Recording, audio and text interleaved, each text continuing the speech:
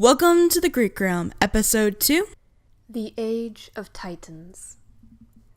Kronos smiled and looked down across his world. The entire place was his and his alone. The entire universe belonged to him and his siblings. The primordial deities were backing off now that the Titans were taking charge of the world and being responsible for keeping it running. Unfortunately, that was a little harder to do than one would expect. He looked into the distance and saw his woman approaching. He raised a hand in greeting, thinking that some time to unwind would be exactly what he needed.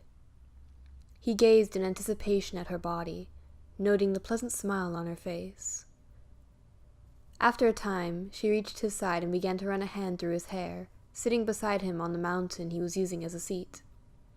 "King, I have news." Kronos gave her a kiss on the lips and drew her close to himself. It was probably more news about how his siblings had done something idiotic. That was their default on most days. But it was never something much worse than either having children with each other or accidentally landing on a forest. Or a group of mortals. In any case, it was not going to be all that important, so listening with half an ear was not going to hurt anything. He continued to kiss her, starting to run his hands over her as she started to talk to him. Rhea knew she had very little time to tell him what she had come to say before he lost interest entirely, so she decided to blurt it out, and get it out to be sure he heard her over the demands of his lust. "Gaia says I am with child." Sure enough, that caused the King of Titans to pause and look slowly back up at the face he knew well. He sat back on the throne-like mountain, blinking steadily as if trying to put pieces of a puzzle together in his head. "Did you just say you are with child?" Rhea nodded, still smiling with bright eyes. Kronos pushed her off his lap as if she was covered in something disgusting. "You know of Uranus's prophecy. Why would you do this? Away now! I must think."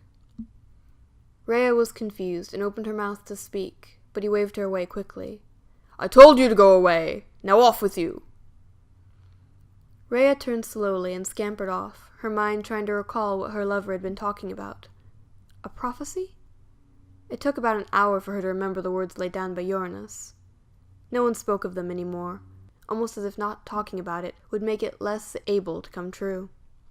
She felt her hands start to shake as she wondered what her lover was going to do with the child, and to her, in order to keep the prophecy from coming true. There was little she could do to calm his fears.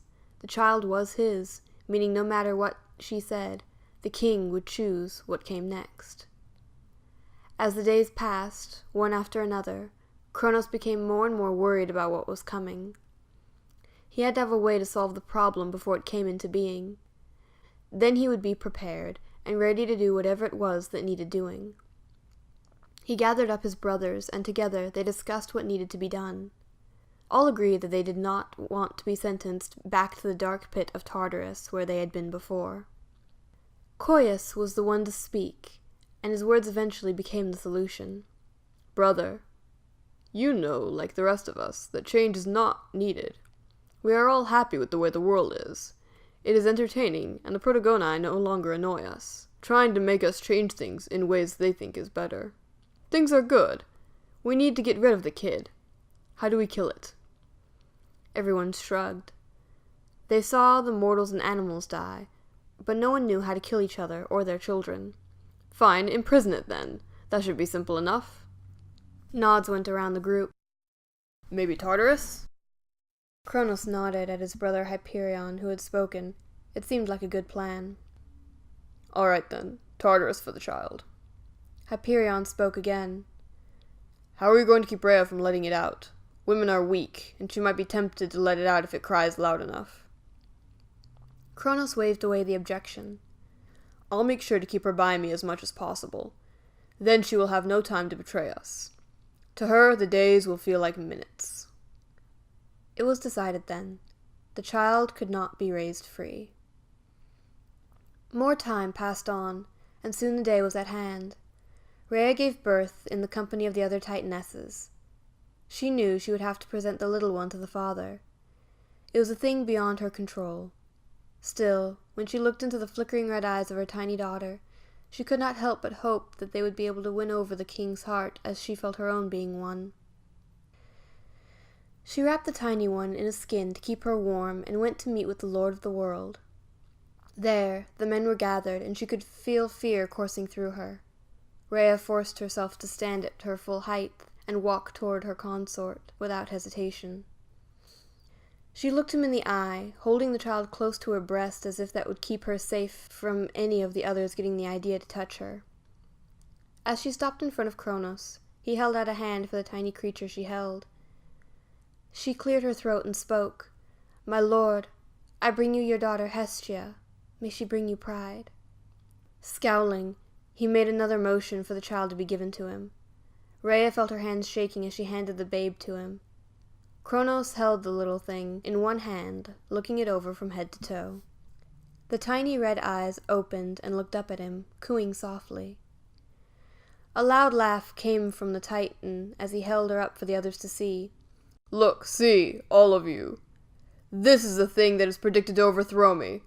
This tiny creature. It is so small I could eat it in one gulp. If I did not know better, I could almost be fooled into letting it grow into a danger. Genius of the thing, I will give it that. Should I let it fool me, friends?" A chorus of no's rang out from the men, causing Rhea to look around at everyone, feeling her heart sink to the floor. "Please, my lord, we can beat the prophecy. You don't have to play into their hands." Kronos looked down at the woman, no mercy in his eyes. "Still, my brothers, we have clawed our way out of Tartarus, so that might not be the right answer for this little one. I can see what Gaia wishes for the future of this one, and I cannot let it come to pass." There was silence among all those gathered as they waited for their lord and king to make a decision on what was to be done with the heir. The baby's legs kicked a little, not registering what was going on around her, simply knowing that the skin, along with the hand of the person holding her, was warm, and she liked it. Before anyone could move or react, the Titan brought his hand up to his mouth and swallowed the child whole, as if taking bad-tasting herbs. Rhea let out a scream and launched at the father of her child, but she was weak from it being so soon after she had given birth, and he overpowered her, detaining her.